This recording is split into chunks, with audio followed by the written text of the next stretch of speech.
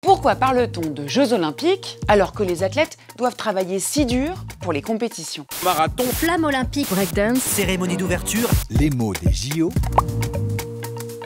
La 33e Olympiade s'est terminée le 11 août dernier après 16 jours intensifs de compétition et un total de 329 épreuves. Des épreuves pour lesquelles les athlètes se sont entraînés sans relâche dans l'espoir de remporter une médaille. On est donc bien loin du caractère ludique et de l'idée de divertissement qu'on entend par le mot jeu. Mon entraîneur en équipe de France nous répétait sans cesse le jeu avant le jeu, ce qui place la notion de résultat avant celle de satisfaction individuelle. La difficulté dans le sport de haut niveau réside dans la cohabitation entre le jeu technique, le jeu plaisir et le jeu compétition. Mais quelle est l'origine du mot jeu? Du latin jocus, qui signifie plaisanterie, amusement.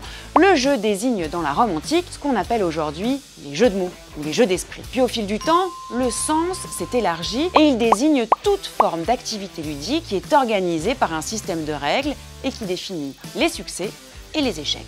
Et c'est précisément cette idée que l'on retrouve dès les Jeux antiques. Mais le jeu ne concerne pas que le milieu sportif. On parle par exemple du jeu des acteurs, à propos de la façon dont ils incarnent leur rôle. Et puis c'est aussi l'objet avec lequel on joue, comme le jeu de cartes ou les jeux vidéo. Et puis dans un sens plus métaphorique, on sort le grand jeu, comme par exemple quand on veut impressionner quelqu'un.